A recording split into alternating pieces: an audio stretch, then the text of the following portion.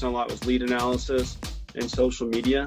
For lead analysis, we talked about pains and addressing those pains.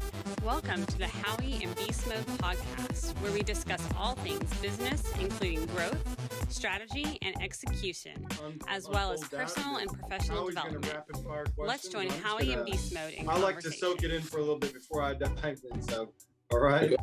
Yes, sir. All right. All right. So my name's Adrian Carrasco. I'm 39 years old, born and raised in San Diego, California. And I'm going on 20 years of being married in May. It would be 20 years. My wife's from Brazil, and we have 2 kids, and we live over here in the Flower Mound area. Let's see, the business that I started a few years back is like tactical gear. I started manufacturing overseas, and I'm very new to it as far as logistics, but I would like to learn how to manage my business, and I would like to eventually manufacture gear here in the United States. I've been, buying and selling gear for quite some time. Prior military, I served in the Air Force as an air traffic controller. Let's see, I did in Afghanistan for about 2 years, and then I got hired with the Federal Aviation Administration, and I worked at a few different radar facilities, one in San Diego, California, which is SoCal TradeCon, and then I worked here at DFW at D10 TradeCon, and then this past December, due to the disability I get from the military, the FAA basically forced me to medically retire. So I'm full-time and, start manufacturing gear here in the United States, and pretty much stop with the manufacturing overseas. I know how to sew myself. I bought equipment. I know how to make tactical gear myself. I love doing it. It's a passion that I have. I feel like it's been a calling of mine for quite some time, and I enjoy doing it. I have a passion for it. And that's pretty much my story. Very good. Are you okay if we record this? Yeah, that's fine. Okay, cool. We like to post this in kind of a podcast format. Is that okay? Yeah, I've watched your guys' podcast. That's fine. Okay, cool. So, just a bunch of questions. So first of all, you're a believer? Absolutely. Okay, cool. Also, thank you for your service. Good job on 20 years coming up here, married. That's amazing. Really, really outstanding. And did you say you have? Yeah, we have 2 kids. My daughter would be 18 in May, and then my son, he's turning 15 this month on the 19th. Yeah, that's kind of this sort of the spread that my kids have too. Okay, so talk to us a little bit about, tactical gear could mean a lot of things. Just kind of double click on that. What does tactical gear mean? What kinds of gear? How'd you get into it? Just kind of let's burrow there a little bit. Okay, so the tactical gear, the space tactical gear, I guess, is it's a pretty broad range of different types of gear, but mine is more specific to like plate carriers, range bags, and I would say like belt rigs. How I got into it was when I was in the military. I just loved different types of gear, and when I got out, I decided to bid on an auction down in San Diego for used military gear, and I won the bids, and the contractors or the freight company ended up bringing like 5 pallets to my house. My wife's like, "What are you gonna do with all this gear?" So I ended up selling it on eBay, Craigslist, and that was the beginning. And then from there, I started looking into industrial type sewing machines and CNC sewing machines, and then I started purchasing equipment from there and started expanding out. Okay, got it. How much was the bid that you won? Roughly? Wow, that was back in San Diego, so that was over. Let's see, about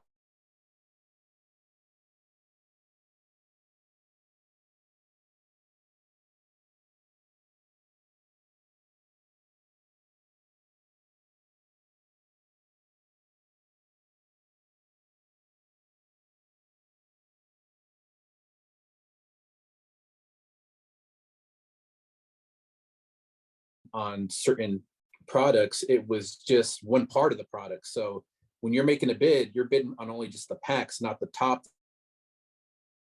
with the pack. So yeah, so Are it you ended up serious? being, multiple bids, and I got them all, thank God. Yeah, so I had to Oh, complete that's good. that. Oh, that's good. You're stressing me out. I was like, oh no, he got the shell of the backpack and not the top and not the other Right. stuff.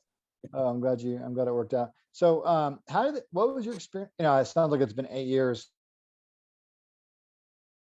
So us to understand context. What was that like selling the stuff on eBay? Was there a demand? How'd that go?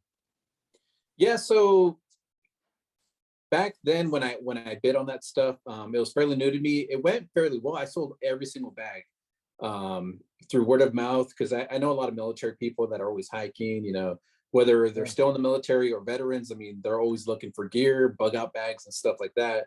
So I didn't have a hard time in San Diego selling that stuff, but it seems like when there's some type of pandemic going on, it's like it's crazy. I'll sell out in a week or within a month. But that's why I always try keeping inventory. I have a supplier down in Houston that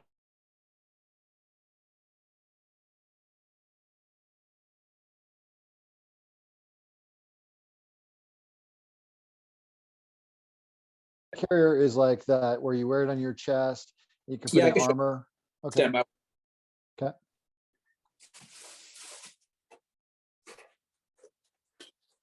Yeah. Okay. Yeah, so this is Cool. one of the styles that I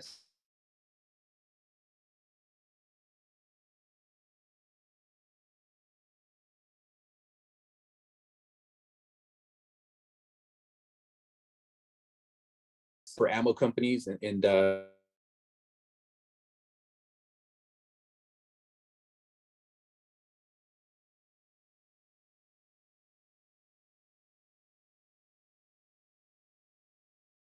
get sales on my website, and then they get a sell. It kind of, it could be bad if I don't have that product for that company.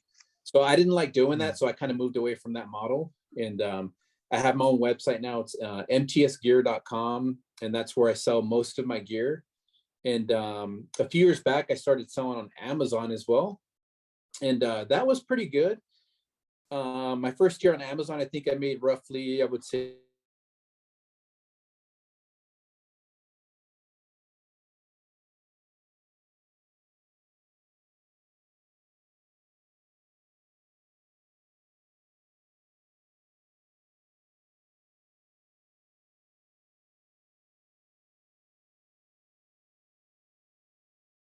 carriers, anything that could be considered a weapon, they'll blacklist it from the website, and they'll send you like a nasty gram.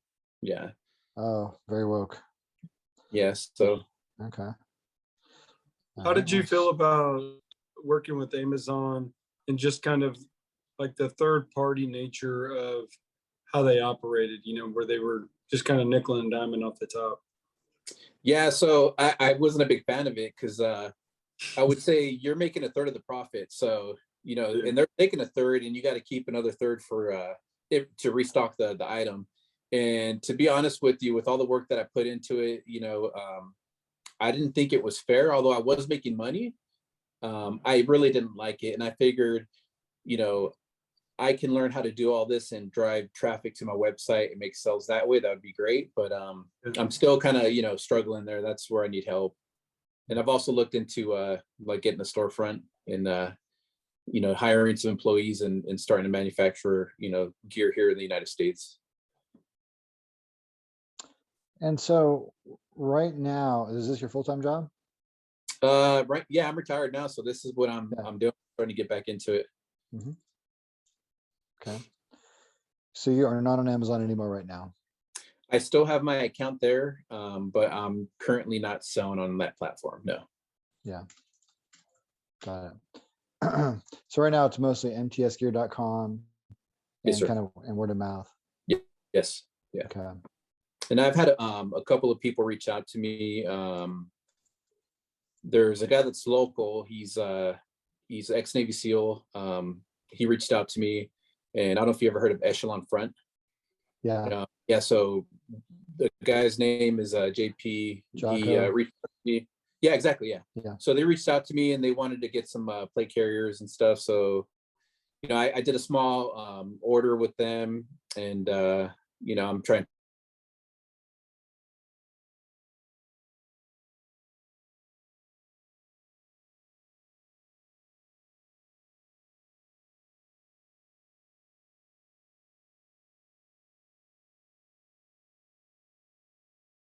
And I had a back injury, so I've been out for maybe 6 months, and I believe he started training there as well. And I've never met him, but I did a giveaway at the gym that I train at, and he ended up getting the plate carrier, and he really liked it. And then he reached out to me, which was pretty awesome. Yeah. Now, what is a range bag?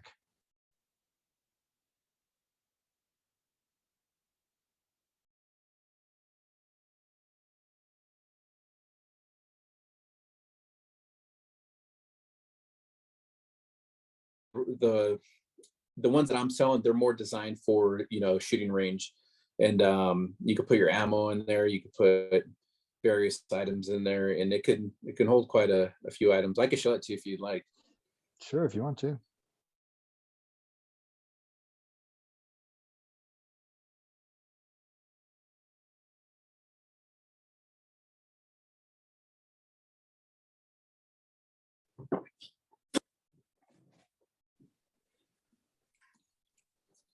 Yeah, so this is one of the range bags that we sell.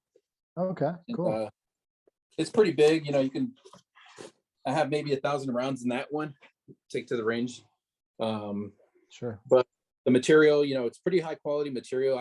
Before I order, get items manufactured, what I'll do is I'll order samples and I'll test it out, take it out to the range, take it out to the field, throw it around a little, and if I like it and it meets. Mm-hmm. So right now you're making some of this stuff and you're Correct. buying some of the stuff. Yes, sir. Okay, got it. And Yeah. the traction of making it.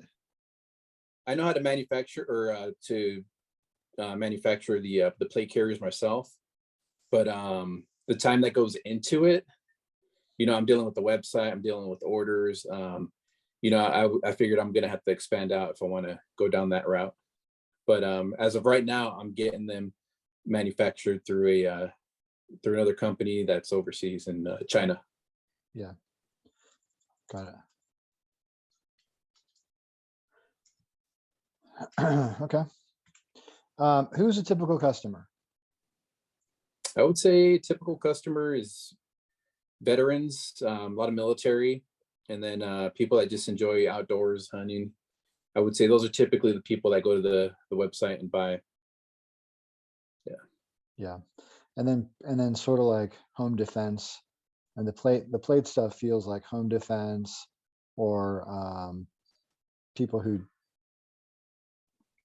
similar kind of audience, protection. Correct, audience. Yeah. So with the plate carriers, you get a range of same thing, military and even airsoft players, people that play a lot of airsoft. Oh, okay, that's a good idea.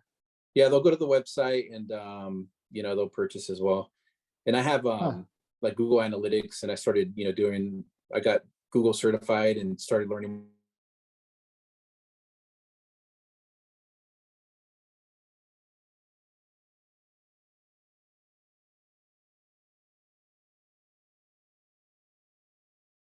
More, reaching out to.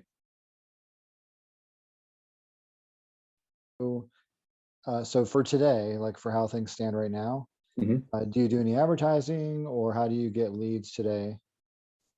Well, most of the leads are coming through the website. Just directly search engine optimized kind of stuff. Correct. And then Facebook Market, I get a lot of sales on Facebook Market. Oh, that's interesting. Okay. Yeah.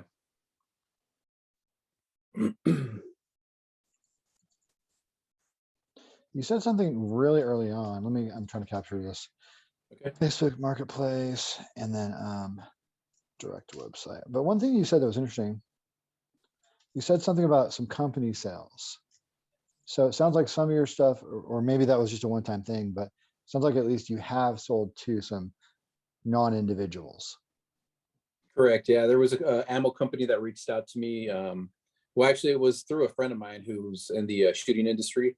He connected me with this ammo company, and they requested to have, a certain amount of bags because their ammo sales were going down. So they were just trying a different route to make income, and they got quite a few sales. But like I said, the model that they want is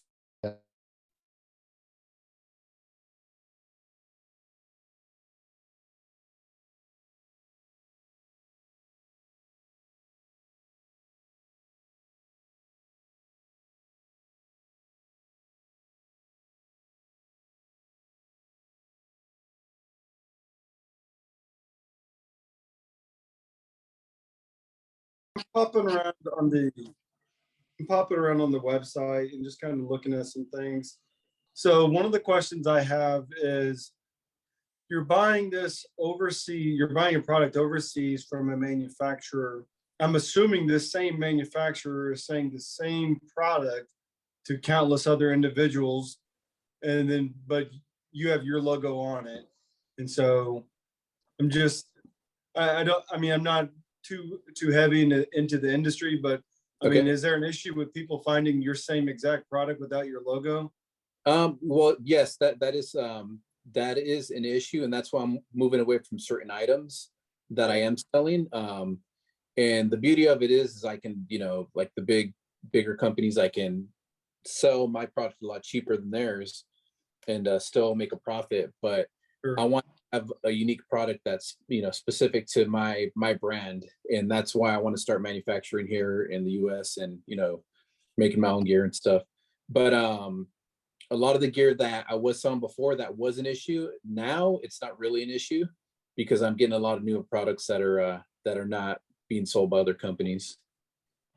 Or just in the demographic that your customers are in, they're not seeing it other places. Correct. Yeah. Okay. And so just a couple of things. When I'm on your website, I love the look and the feel. One thing that it irritates me, but it Okay. irritates me about a lot of websites is I'm here to buy something, and I Right. gotta search to find it. Like it Right. should be right here, where like, Okay. backpacks, whatever. There should be a backpack where I can click on, or a range bag on Okay. this front area, because that's part of, as sales, I need to get the customer into buying as fast as possible. That makes Any sense. any any hiccup in the way is gonna, it's gonna boot me out. You know, Okay. so that's one thing that I would just consider. Like you have, I mean, these pictures are awesome, and it looks like it's your home, and so I mean, I love that aspect, but I would love to be able to click on the one that's a backpack and just be taken directly to the backpacks, because the picture's so awesome. I want that one. I want, you know, I'm drawn in, but I want to be able to engage right in.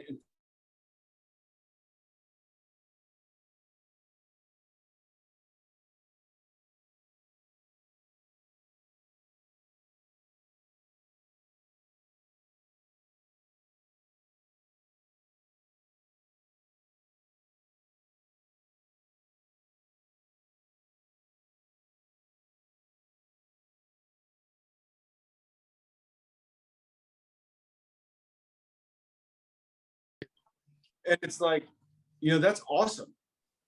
That's awesome. Right. But as a consumer, it doesn't touch me because I have no idea. Is it like 3 pennies, or is it $3? Is it Right. $30? And so whenever you're able to staple that and say 5%, or whatever the Lord stirs on your heart, 5% of everything that we sell goes directly towards this. Okay. It's not only is it for somebody purchasing who cares about that,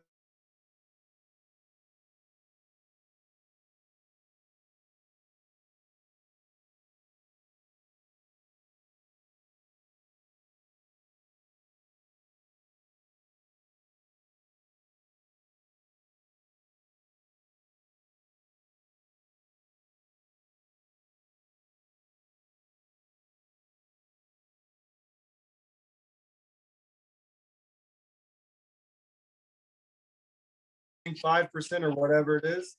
Right. And so I'm trusting you that you're gonna handle that. Okay. You know? Yeah. And so absolutely. it's a way for me, it's a way to draw God even more into my business. Okay. You know, because I'm trusting you with this 5% that I don't have to, but I feel like you're stirring me to. And I feel like if I put a number behind it, now I can be held accountable, and it's not just whenever I feel like it. Right. So those are a couple of quick things. I got a few things else, but Howie, why don't you jump in and you're muted. Oops. Thank you. Yeah, no, that's good stuff though, for sure. I think I like the idea of having the homepage. Things are actionable right there. My daughter built a business during when they sent all the kids home from college. Okay. During the pandemic, like early on, they probably sent her home around probably like April or something, or mid-April. And she went into making some tie-dye shirts because tie-dye was pretty hot. So she learned how to make those and started selling those on an Instagram. Okay. And she had friends that would basically model the gear for her, and she would post those pictures on Instagram. And she built up quite a decent amount of sales in about 6 months from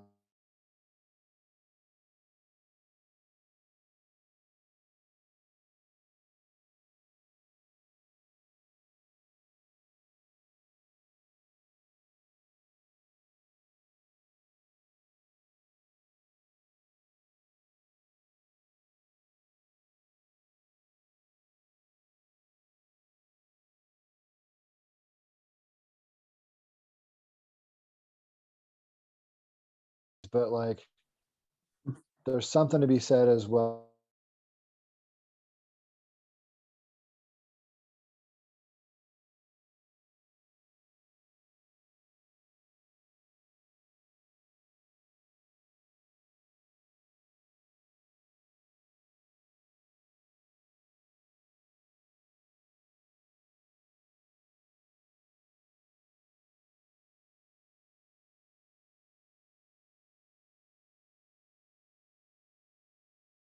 You might have somebody, from a fishing perspective. I feel like there's a lot of use cases for cool looking rough type gear and clothing.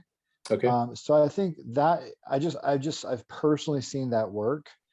So I think on the website and on your Insta and different places, I think that's not a bad thing as well, to use a lot of, but you have to have an inventory and a backlog of someone doing that for you.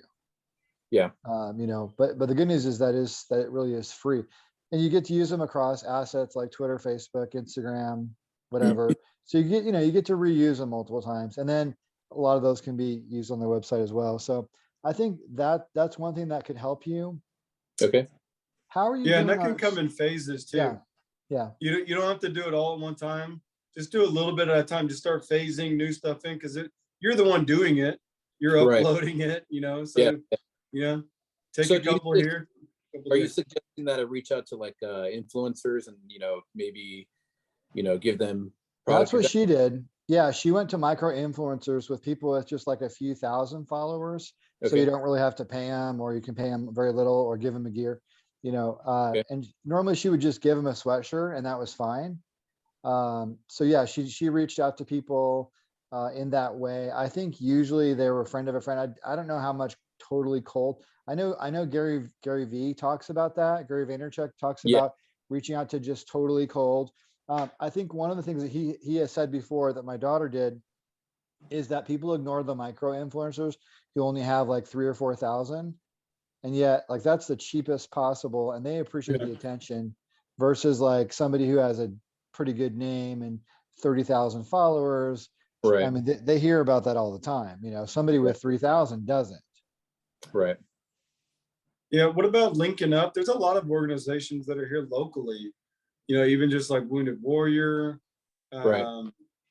that are just here. They're serving, I don't know if there's a way that you can work together, just because a lot of veterans, will be not necessarily veterans who are being served, maybe some, but it's also necessarily just the just the database Right. of just who's all involved, and there's a lot, I mean, I'm sure you know about a lot of that too.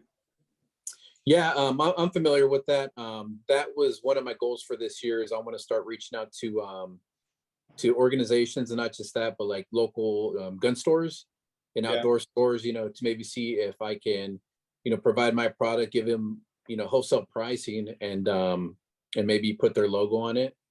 But my ultimate goal is to, brand myself and get my brand out there. That's what I would love to do. Do you feel like you want to do more outdoor sales, meaning not over the internet? I mean, because there's a lot of just, like the Cantons, the Traders Village, the Weekend Warriors, where, I mean, there's a lot of guys who will go to those things and they're just looking for anything to throw tools in, throw their gear in, they'll buy on the spot, Right. But I mean, yeah, to be honest with you, yeah, I don't mind doing that. I would, I don't, a lot of these organizations that you just mentioned, I'm not familiar with them, but I'm more familiar with like the shooting organizations, stuff like that. But absolutely, yeah. I mean, if I can, go out there and set up a little, display and sell my gear, absolutely. Even like the local like gun shows and stuff like that, I've looked into, setting up a display and selling my gear there. Well, there's just a lot of, like, every city has their own farmers market that's on Saturdays or whatever. Some are bigger, like McKinney, kind of outside of Denton. There's a big one. Traders Village was the one that I said. They're down in Grand Prairie, and they're huge, man. And then Canton's obviously, about 45 minutes east, but I mean, it's huge.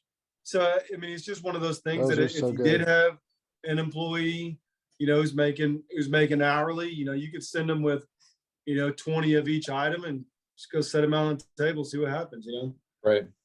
Absolutely. Yeah, first, gosh, those are such great ideas. So I have done a little bit of research. It's been a lot of years, but you can call First Monday Trade Days in Canton, and they've got people who will set you up with a booth and the whole bit.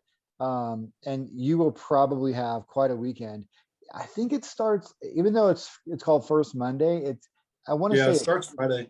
Yeah, it's almost really wrapping up by Monday. Yeah. So it's kind of a long weekend, but his idea is so good. You really need to look at that. I don't agree with the 20 backpacks. I think you should bring a ton, because I think you're going to sell out 20. But I love the idea, and I like the Traders Village because that's more of a regular thing versus just once a month. The McKinney is owned by the same, not McKinney, I think it's Frisco. It's like Second Tuesday or something. Some kind of it's a play on the First Monday. You've heard about that? Yeah. So that's one that might be a little easier too, because it's close.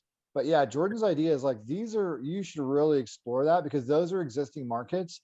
And I will tell you that my father-in-law has a good friend at his church, Russell, who does I want to say it's military surplus or something. It's kind of out or fishing. I don't know. It's some kind of outdoorsy thing as well. And literally, I mean, he makes an insane amount of money. I don't know if it's his full-time job, but it's a big deal. And I do agree with what Beastmode said as well, as far as like, I mean, you can employ some people too. There's enough work there that, you probably want to be involved and kind of like, be present and all that. But yeah, I think you could probably easily employ a couple of people. And the thing is, even if like First Monday Trade Days, for example, is such it's a nationwide known thing. People make an event to come to it, and it is a ton of fun. I think you would really like it.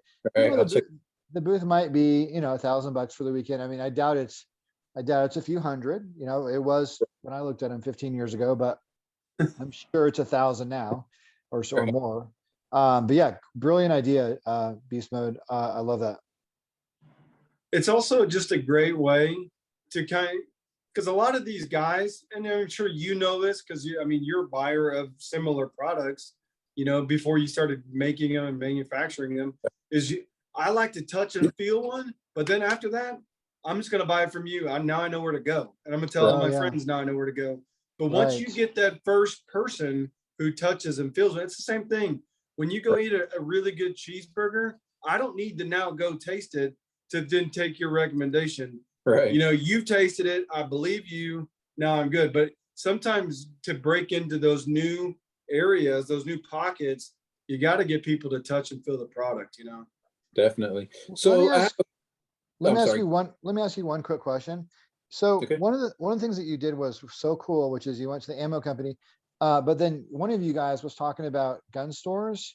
I really think that's a great move. I mean, what's great is like, what does that cost you, right? Especially in, you know, DFW in Oklahoma or even down to Houston. I mean, it's at most that's a few hour drive. Like Houston's 4.5 hours.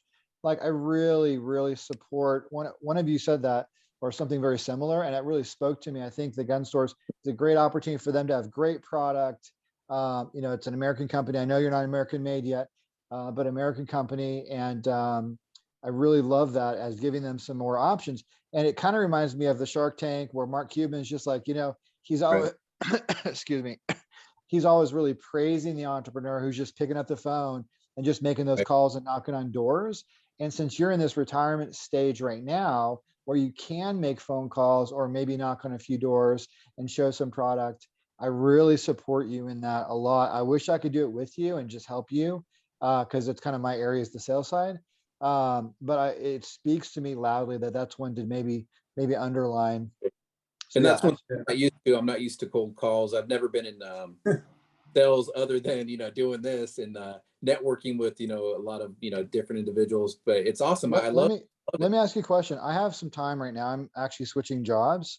Do you have a list I could call for you like one day next week or later this week? Yeah, absolutely. I could get that together. Give me like 30 or 40. Let's not be too aggressive here. Give me like 30. Give me like 30. We'll talk about it offline, but give me like 30. Okay. 25 or it doesn't matter. Somewhere in there. And I need a script. I need to know what I'm selling and that kind of thing. And I'll just make a few calls for you. And what I might even do is I might show you how to do it by like having you conference in or over Zoom, and I'll do the call. You can see me doing it or whatever it may be. But it could be a lot of fun. It's a little way for me to give back. I've got some time. I don't start my new job till the 21st. So you know, it's a way I could maybe you know, help you because it's my whole entire life is this calling. Wow. And so that's cool. Yeah, it'd be fun. Yeah. What about what about police departments? Yeah, I mean, how hard is it to break into that? That's a great idea. Sheriffs. Yeah. What I was thinking is, so right now what I'm developing is like a belt rig system for all the product that I'm getting, the materials and stuff, it's all made in the United States, and I'm making it myself right now. But that's exactly what I was thinking, was reaching out to maybe local police departments, you know, and donating some, you know, making them, donating to them, and, you know, just getting my brand out there. And I forgot to mention, you know, like I just said plate carriers, range bags, but we also sell backpacks, and then the belt rig and a few others as well. Yeah. Hey, I'll tell you that I am part of the Irving Las Colinas Rotary, and every Thursday that we have a meeting, the Irving police chief sits at the same table as me. Oh, wow. So if you ever want to meet the Irving police chief, you can just come to Rotary with me. I'll introduce you, then you can just have after it. Okay. So that'd be great. Now that's kind of a side note. For real, take me up on that. Just shoot me an email. It's Thursday from noon to 1. Yes, you know, so but then what about, so I know Gateway, because we love Gateway. Yes, Gateway, which campus do you get to? I go to South Lake. Okay. Now I don't know for sure, but I do know for sure for Frisco, Gateway Frisco has a shooting club. Oh, wow. I didn't know. Right. That. And it's got like 50 guys in there. Right. And they have a group me and they have a chat, and they're always looking for gear. I'm a part of it because I'm a fan of, you know, I don't buy a ton of stuff, but I love to be a part of it. But they're always looking for gear.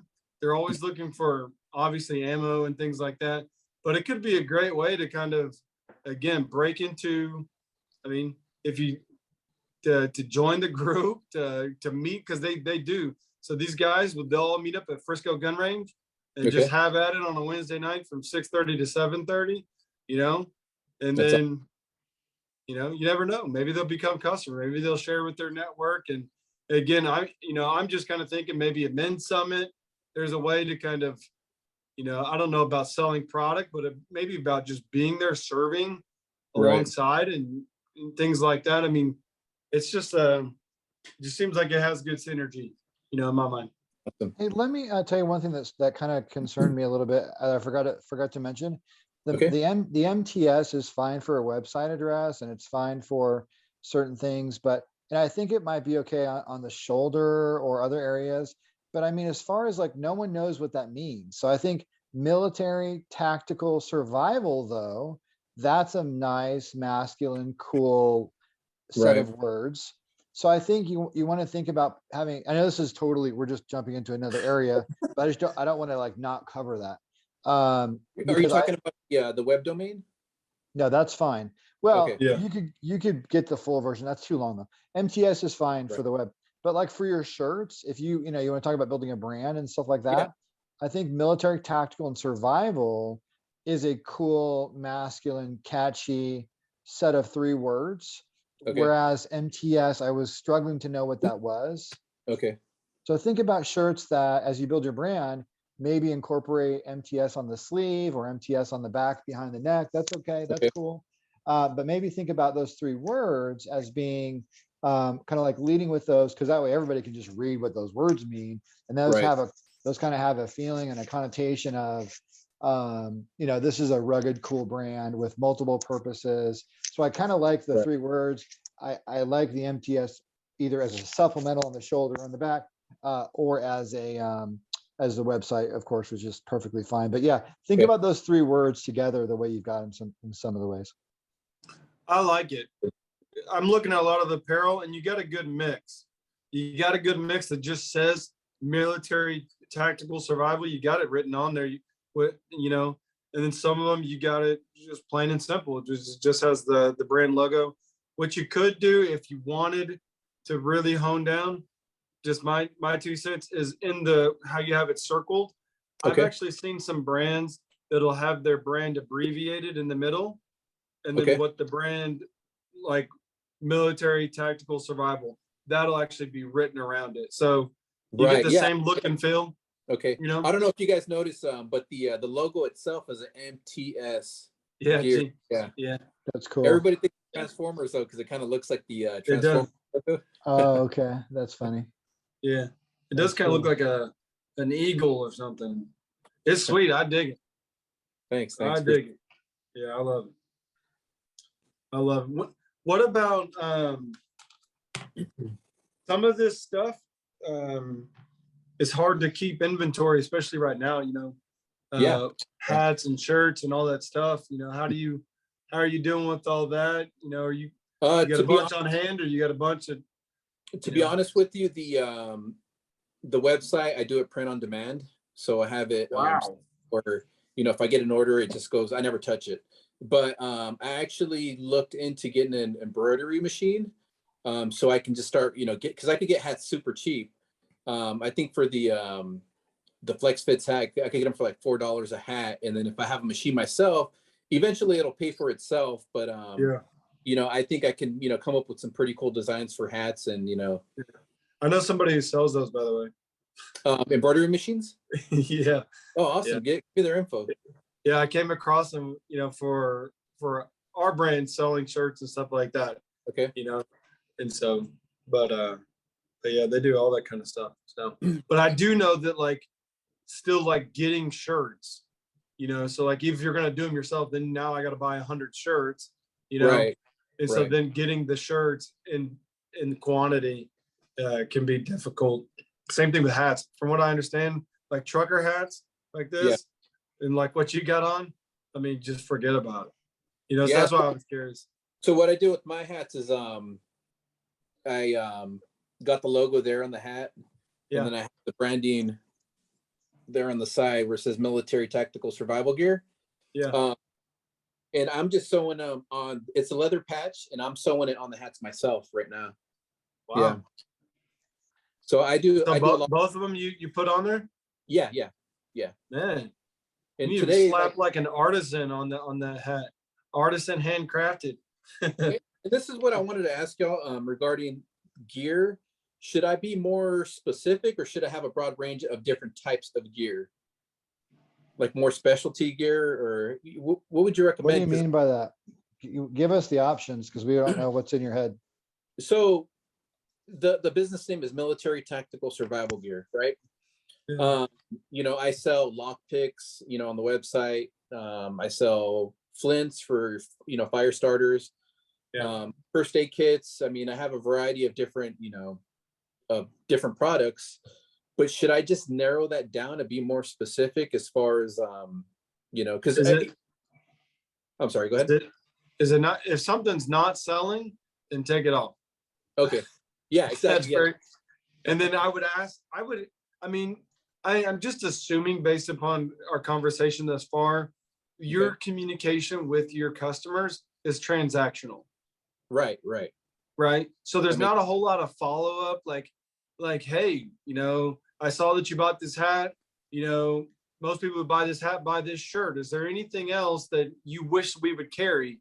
And try to get feedback, things like that. That's what I lack. I lack that customer experience, when they come to the website, reaching back out to them. I don't, like I said before, I'm new to that field. So reaching back out to customers, I'm not, I can be trained to do it, but I've never done it before. I would like to learn.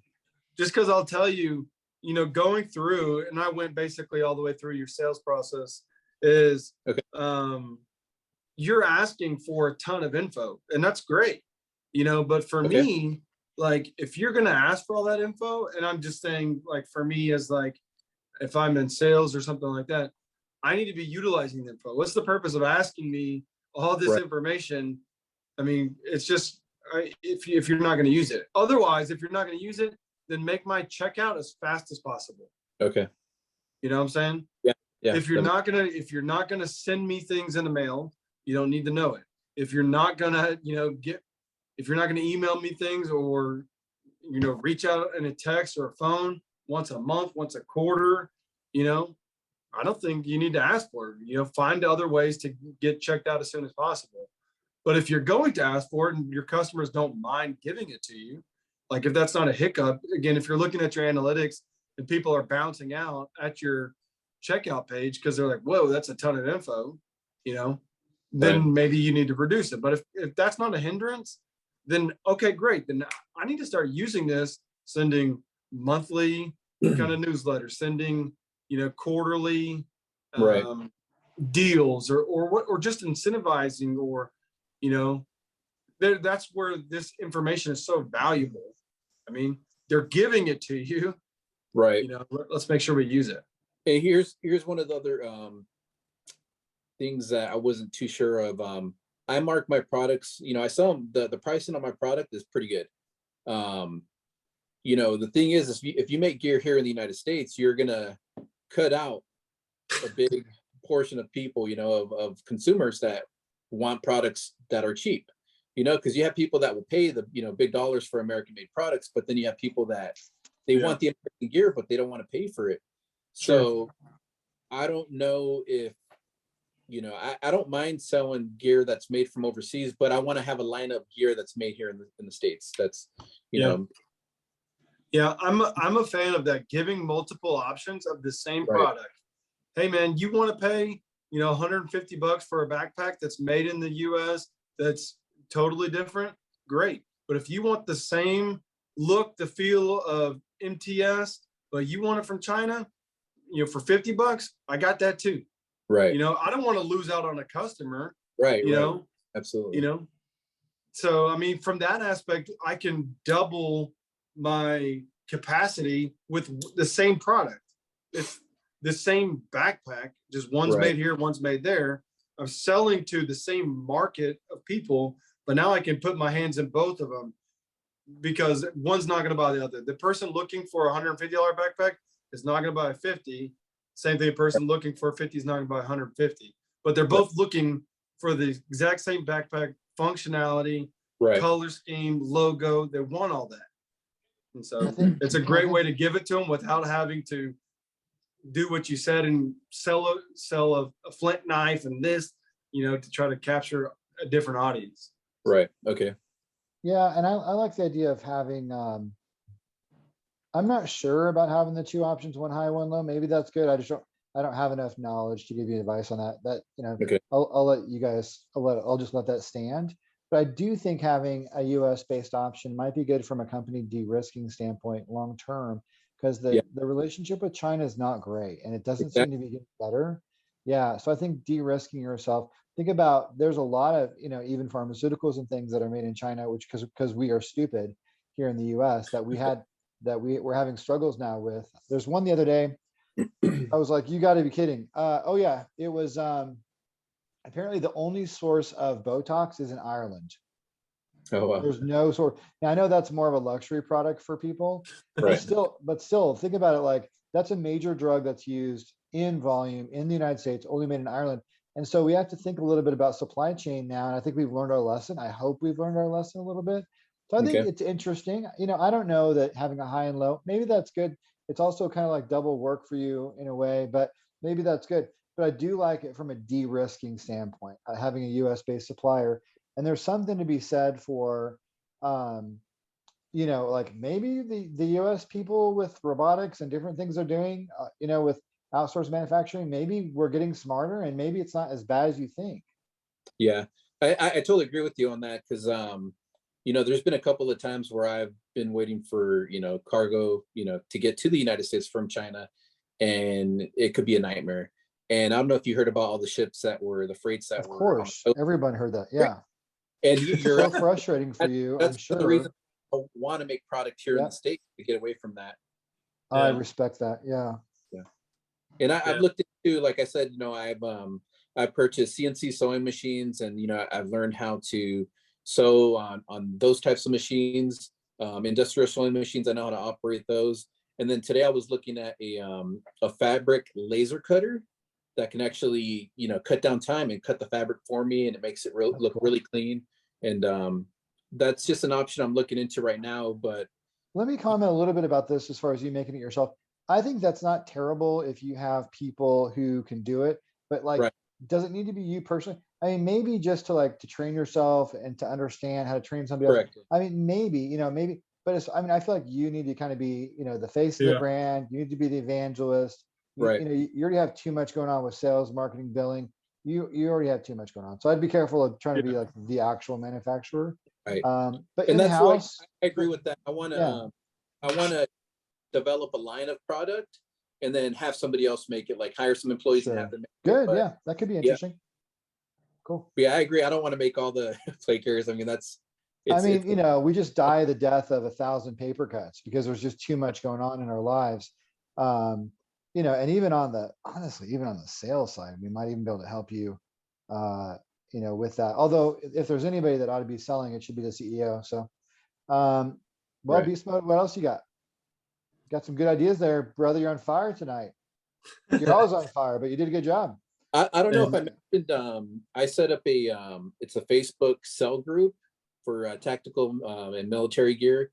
And, you know, I have about almost 18,000 people in that group. That's and cool. I post a lot of my product there, and I try to get a following like on Instagram, TikTok, and all these different platforms. I could give you guys the name if you want the name of the group so you can look it up. Sure. Let's see here.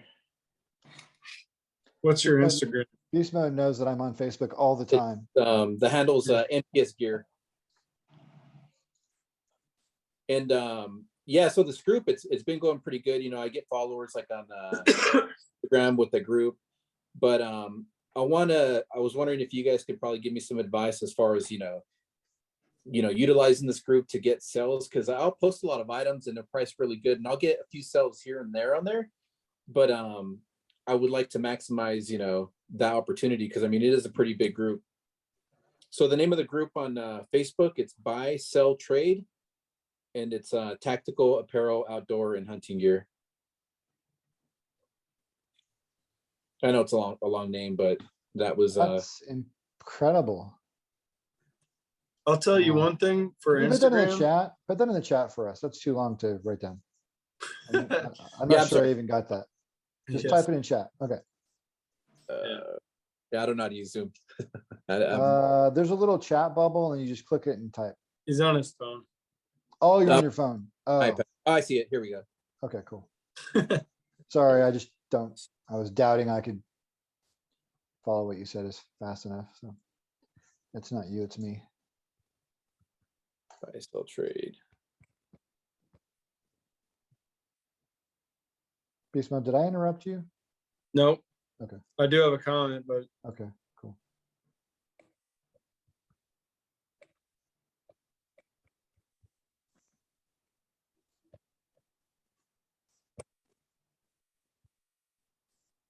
Yeah, so the name of the group before was just MTS Gear, and I wasn't getting a lot of people joining it, so I changed the name. And once I changed the name, I started getting a ton of people following.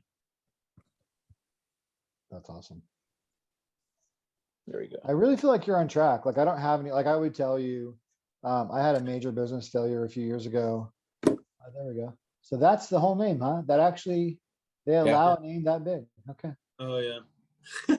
Wow. Yeah, there's many much longer than that. No kidding. So in some ways, the fact that it's so descriptive makes it sort of like attract. Well, you're folks. searching for keywords Yeah. to find the group anyways. Okay. So Yeah, you'll be searching for certain items and then the group will just Right. pop up as Yeah. a suggestion. That's cool. Okay. Yeah, Well, it was good job. Gear before, and once I changed the name, like I said, MTS Gear was getting no followers, and once I changed the name, it was amazing. Well, that kind of Yeah. proves my point on the t-shirt thing. Like just people, it's not that it doesn't look cool, it does. And I will Right. stand corrected. Now that I drill down, I do see some of your stuff says the full 3 words. So good job. So, but the 18,000, yeah, that does show you that the more descriptive, you got to kind of dumb it down and make it dummy proof. I think, there's a lot of ideas that have come out of here. I think I love the police. I love the sheriff because they're a little more independent as well. Private security, there might be something there as well. Sporting goods stores. Right. I think eventually when you scale, I really want you to start making calls into, Bass Pro / Cabela's. That's one company now. And then also second tier ones, third tier ones. But I don't know that you're at a manufacturing level where you can be predictably handle that right now. So that's why I think like the gun stores and the Canton First Monday, I mean, that could be a $15,000 weekend for you for sure. Yeah. So I think like those types of opportunities are really good because you can kind of plan for inventory.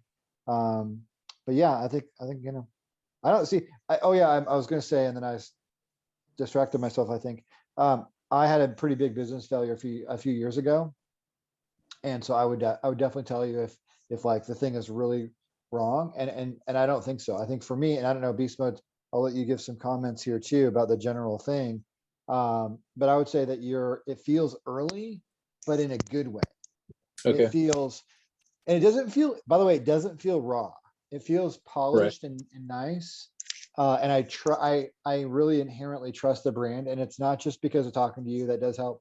But also because I can zoom in and see stitching and rugged. I can really tell that you care about your customer and about their product. So I just don't have any red flags. I feel like you're going to have to execute on some of these ideas.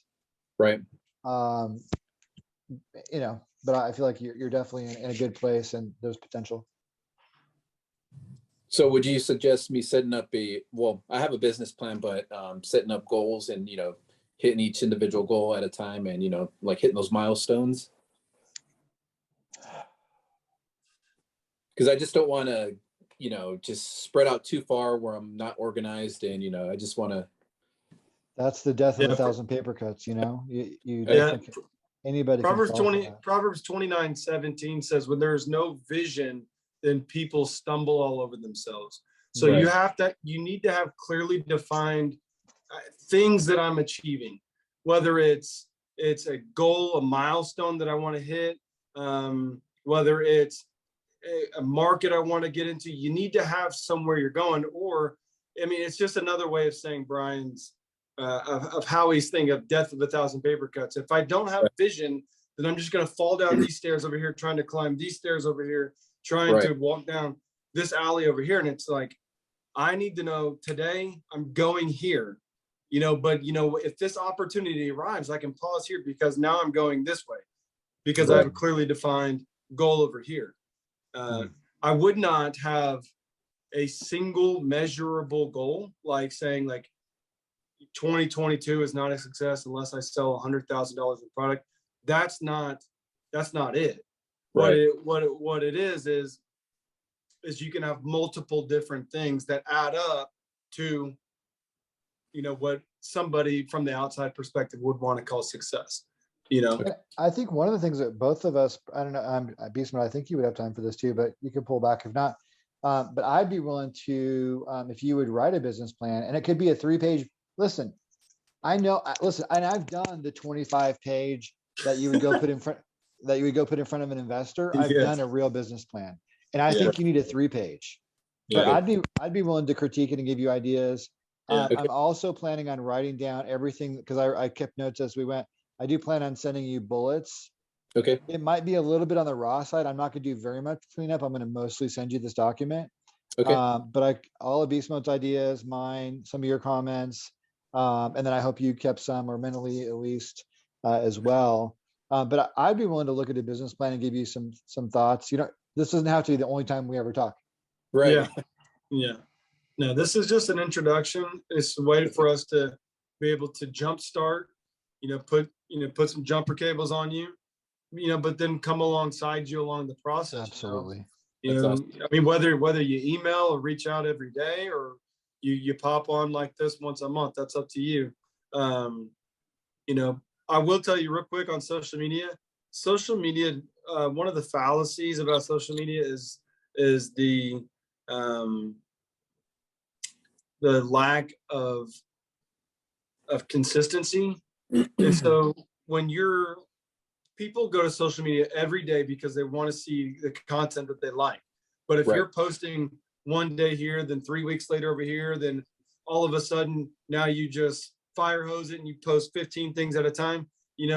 It's great and your content's good, man, but it's a consistent once a day, similar times, and it sounds robotic, but again, I want people to look, and I want every day for something to pop up on their timeline. I want them to go past it, because what's going to happen is that one day that they do see it, they're going to look at all 15 things, forget about you the next day because I didn't see it again, Yeah. And so I concur, because, and I only have my daughter's experience, but it was quite a life-changing experience for me and for her to and actually Beastmode followed that her whole journey. He knows all about that happened, and he's exactly right. She posted every day at like 6 o'clock. It was some cool modeling picture, very tasteful, but some sort of mostly girls, some few guys wearing the gear. And by the way, you're a good-looking guy. You're fit. You ought to be one of your own models. You ought to be wearing your stuff and having somebody, your wife, you've got a good phone, whatever it may be, you in the gym throwing your bag down, and and listen, you'll take 100, you'll take 100 and you'll only probably like 6 of them, and that's okay. But you don't have to only go to influencers. I like that. But you can be one of the models too. So they're doing that, definitely. Yeah, for sure. I know that kind of my final comment before we switch into kind of like a time of closeout and prayer is for me, you have multiple different avenues. So, Howie's mentioned a couple, about, let's see about getting into police departments, let's see about getting into apparel stores or gun stores. And I think that's one avenue. I mean, again, Proverbs, one of Howie's verses he likes to talk about is casting your bread upon the waters. And Proverbs talks about having 7 ships. That means I'm not putting all my eggs in one basket. So I think you do have kind of a soaker hose approach about, hey, I need to venture out. I need to make a couple of calls. I need to sit down with a couple of police chiefs or whatever. and see if maybe if I can't sell them personally, maybe they'll buy it for their after hours stuff. Right. You know, because you got 100-something officers, maybe some of you guys want to buy some stuff for your personal use, you know? Right. So there's that, but then there's also, you know, hey, I want to reach as many eyeballs as I can. And so that's another approach. So you have to balance them, you know, and that's where the goals come in, is what I'm doing today. Is it accomplishing these things over here? Because again, otherwise I can get lost in just doing tasks, and I'm not gaining my forward momentum. So, but just as Howie said, I mean, you said it yourself. You started out by saying, you know, you did 75, 80 grand on Amazon. You're not a baby. You know, you're handling this, and there's room for incredible growth. There's room to invite Christ in, ask him for supernatural wisdom, which we're going to pray over you. You Awesome. know, but you know, there's that room. There's that, you got a good foundation. You know, So proud of you, really. It's really commendable. Yeah. So, but that wisdom and insight, I believe, is meant to be shared just as well. Just like when Solomon received all of his wisdom, the